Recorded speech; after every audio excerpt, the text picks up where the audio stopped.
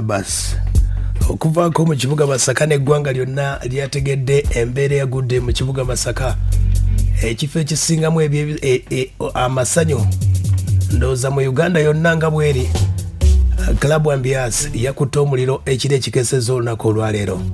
ebadde nnyiike embeera ebadde si nnungi wadde n'akamu eri abadigize eri abayimbi besobodde okuba ate nga njogerako nabo embeera si nnyangu wadde n'akamu naye nga twagala okuba tusasirako bannaffe aba Club Ambiance management team abakozi n'abawagizi bonna ne bannamasaka bonna kubanga essanyu lya Masaka lyonna liri mu Club Ambiance gye buvuddeko ebadde yakajaguza emyaka 25 bweddu abajjukidde bulungi nnyo nga seerabidde ndowooza Club Ambiance yatandika Novemba nga 23 myaka gya 1996 bwemba seerabidde omukulu kiyimba twagala okuba ate nga tumusaasirako omukulu oyo okuba ate nga yakola business ey'amaanyi era nga buli muyimbi yenna mu ggwanga Uganda gwe buli gomanyi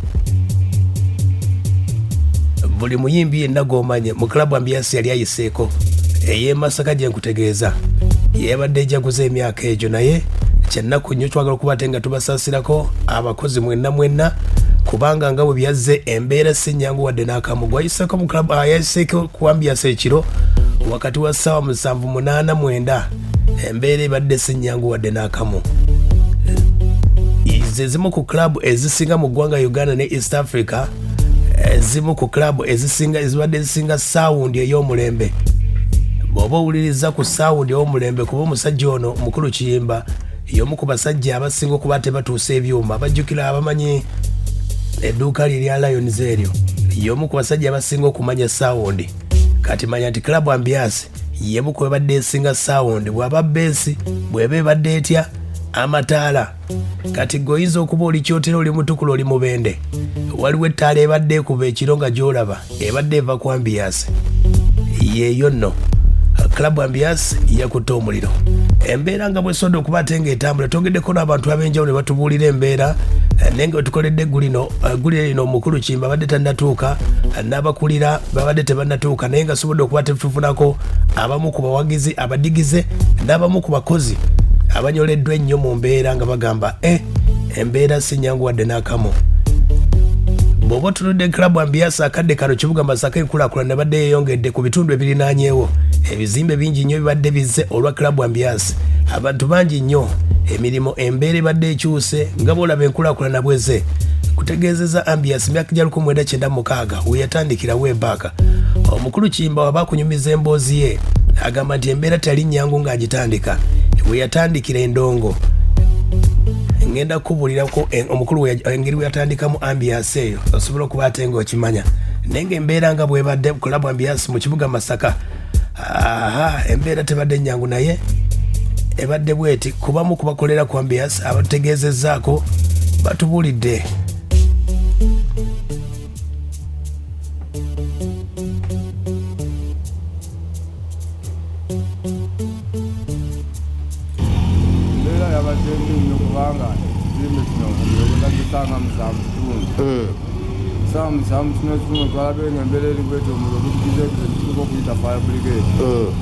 Fire brigade yo abantu zewo batinze bugere batika mandale mayo kateriwo dadali kana edaliwo bana twande ngokuta mu myogweyongo fire brigade okuta kusawa nga 10 omuliro mungi bakyalina sekutasa Ambiance eno gijjukira ko Ambiance gijjukira ko kubanga ndokuita wabwe tunasente mbera wana bitawo n'abana abote ebyokulya abote enkoko wano nawo ebayamba okufuna sente ngeyokoze kubanga tufuna nnyo sente ngeyokoze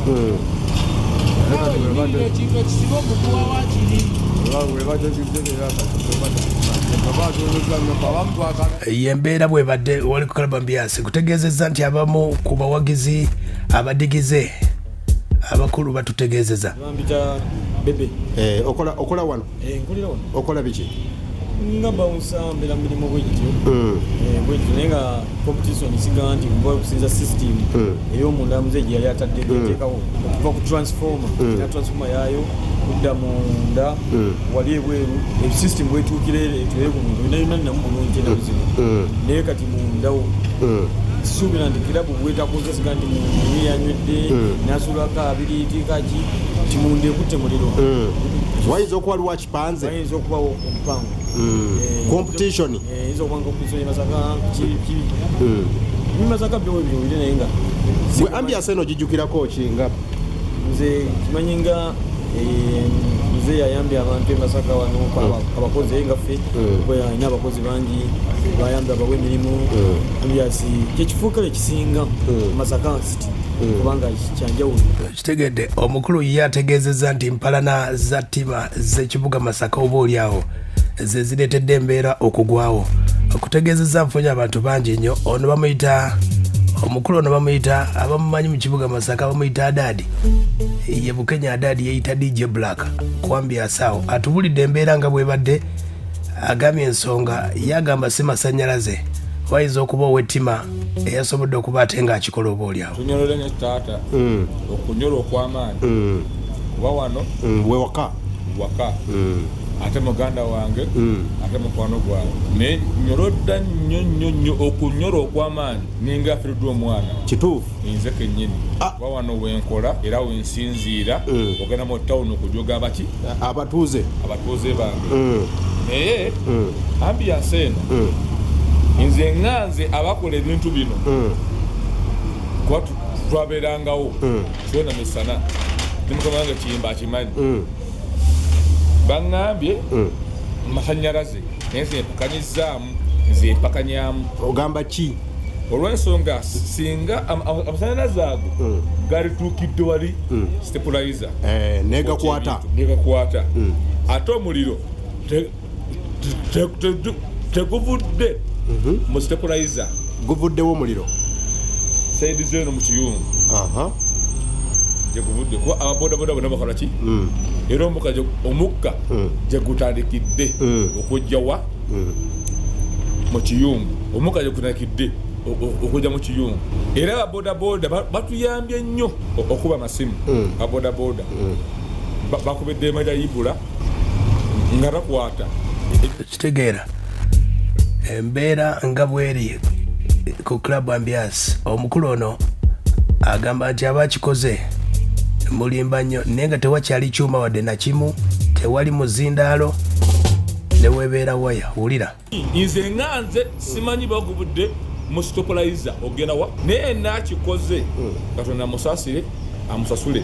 ekirungi asinga okwagala okukola kyakoze wa mukama wange embeera eri etya ebyuma byonna biweddewo munda omwo nze nganze Adadi omukozi wa wano kitogera mu bubi sikola muki temuli kirimu newenkuyingizaamu munda newenkuyingizaamu temuli kirimu naye bagamba bamu kyokoleemu tutogijjaamu temuli muzindalo temuli TV temuli ntebe temuli kapeti sound proof zonna ziweddewo newenkutwalayo munda muno budde bumbi temuli kirimu eno kamera giraba yange ifaananyi biina muno temuli kirimu kitegedde temuli wadde nakimu omuliro gumazeewo buli kimu wabula agumizza abawagizi ne bakozi banne abagamba nti embeera mukama yekka bagume mukama wange ajja kukola ekintu ekiddako zisibe mugagga mukama wange yamanye ekiddako kuba yategedde ate mukama senumiddwa nnyo okusinga mukama wange ate ye talumiddwa nnyo wona n'okuba essimu yayogera buki nezenkabya amaziga amanja g'ekitalo zenkabya amaziga amanja g'ekitalo kati mukama wange ekinkabya wano wenjije emmere wano wenjije emmere twaba batandika wano empya okuva mu nkadde ate nyo abakulu bange abansookawo naye wano wenkola ki wenjije emmere era wano ndi waka era Lawrence bosi waffe manager yibula mubeere bagumu tugenda kukola wano ebeera Ambiance nga bosi waffe weyetereeza waliyagalira kyagenda mu maaso ku mbozi ya Club Ambiance Club Ambiance nga bomanyi nti ebivulu bingi nnyo abayimbi abategesi b'ebivulu Club Ambiance kyekimu ku kifo ebisingira ddala omunne wabeera Kampala ne bwabeera London agamba tugenda kumalirako awo mu ambiance ne waba agamba tuvudde nabuga tugenda kumalirako oli ku ambiance ne ku stage za piki stage ya piki teka oli ku ambiance embeera nga webadde omukulu na dadi ambuulira agamba nti abayimbi n'ebivulo ebadde bigenda okubaawo mu Club Ambiance bibadde bwe biti bingi nnyo simanyi tomutesa pulo ali akagwa ingaluwa bajja bangi simanyi namannya yes ndi DJ nesimanyi namannya simanyi ani ono Spice Diana simanyi ayine skini ye gakubina munana naye batusaasire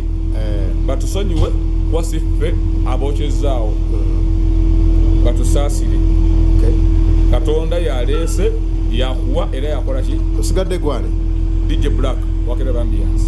ye DJ Black Club Ambiance babasiga bamanye nga adadi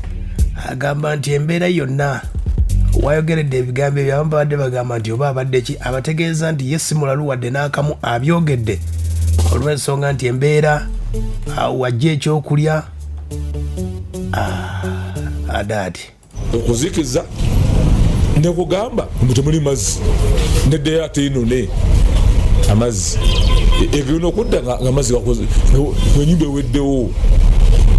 nze ayogera nze adadi yigabo Kenya siri musajja mulalu musajja mulamu naye poliisi ya wano erina okwetereeza sawa munana zebatuuse bakyetereeza waliwo ne zikamera ziza sebanya sisi kamera weziri ziyama mulimo ki kuba essimu omuka gunyooka wanakuta abantu banguwe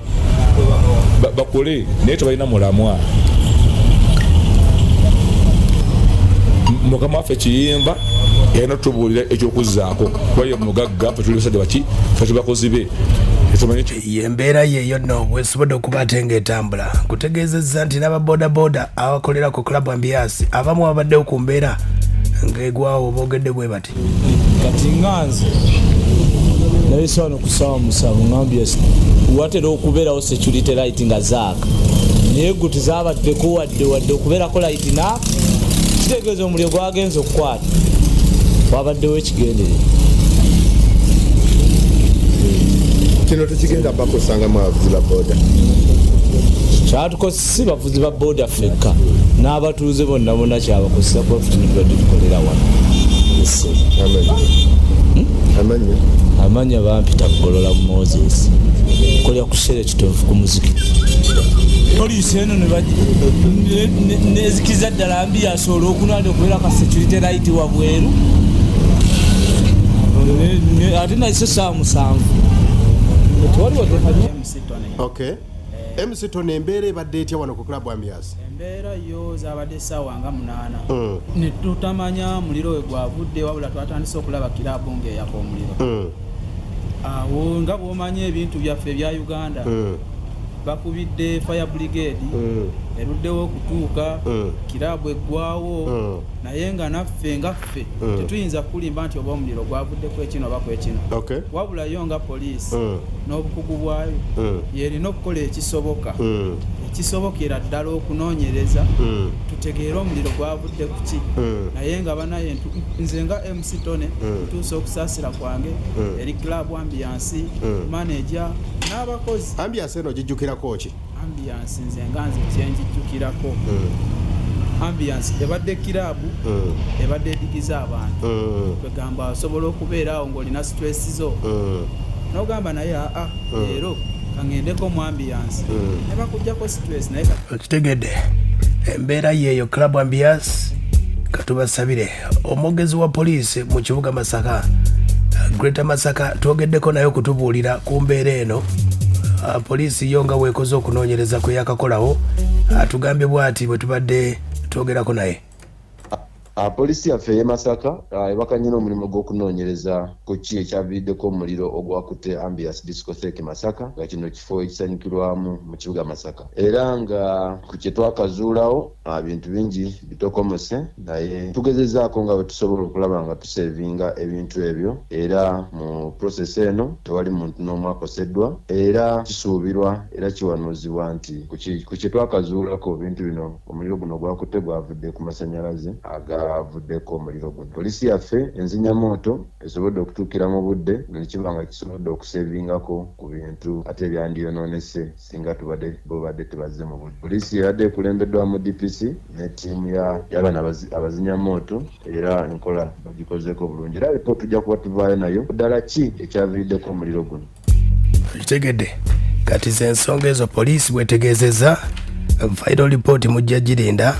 poliisi esobole okuba ate nga egitutegeeza mu bujuvu, naye nga tusaasiddeko bannaffe bonna management ya Club Ambiance ne ttiimu yonna bannamasaka, omuntu anadigidirawa omukulu kiyimba ono endongo eno yabyagala dda, endongo yagitandika webbaaka myaka gyadda, nga bw'aba akunyumiriza ku mboozi eno omukulu ono, omukulu wa Ambiance oyinza okwebuuza ekigambo Club Ambiance kitegeeza ki? Ambiance kitegeeza ekintu ekikuweesa emirembe, bakiyita ekintu ekikuweesa emirembe. Ambiance ng'embeera nnungi, oyajja ekigambo ekyo n'akinoonya n'asobola okuba ate nga akikolamu club n'atandika mpola mpola. Omukulu ono yatandika n'endongo, yasooka kutandikawo disco bagiyitanga Lions Mobile Disco mu kibuga Masaka muno mu mwaka 1994 we yatandikirawo mpola mpola, naye nga mu kutandika okuva ewaka omukulu ono ava side ze y'envubu, abamutegeera obulungi ono omukulu kiyimba side ze Kirembwe Primary School yasomerayo ne ku Masaka Secondary School wano yamaliriza omwaka 1986 we yaviirawo mpola mpola nga kasukulu fees kaganye we kuba ate nga batandika omulimu ogw'okuba ate nga atabula walajaawo batambuza ku kyalo, n'atandika mpola mpola n'ayingiramu okutambuza engoye mu Masaka muno mpola mpola, awo no yaviira kwe kuyingira electronics n'akitandika mpola mpola, n'endongo n'azitandika. Batandikira nno ekibuga Masaka nti waliwo club bagiyita Falkland obudde obwo we yagiraawo Ambiance we yagira Falkland nevaawo, Ambiance nesobola okuba ate nga etambuza emyaka 25 gye basobodde okuba ate nga bajaguza.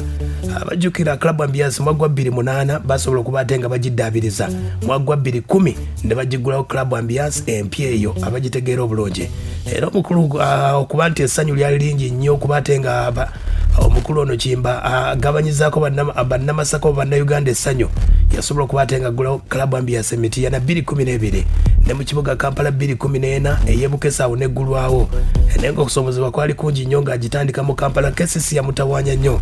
naye akadde kano asobodde okuba ate nga ekozesa abantu bangi nnyo, embeera yonna n'etambula. Yenanyini wa Club Ambiance